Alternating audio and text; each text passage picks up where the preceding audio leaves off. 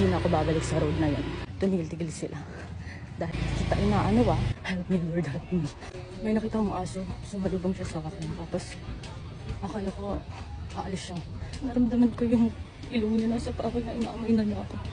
Hindi ako lumingon, parang walang nangyari. Tuloy-tuloy lang ako ng lakad. Tapos sabi ko, kita inaano pero tuloy-tuloy pa rin ako. Naramdaman ko 2 beses yung ilong niya sa paa. Hindi rin ako tumakbo kasi alam ko habulin ko. So, kung akala ng mga aso niya, mapipigilan nila yung paglalakad ko at yung goal ko, tumigil sila. Dahil kakapatur ko lang din ng anti-rabies. Meron pa yun, misa ngayon. And I know, my younger self na nahimatay dahil inikutan ng 2 aso would be so proud of me right now.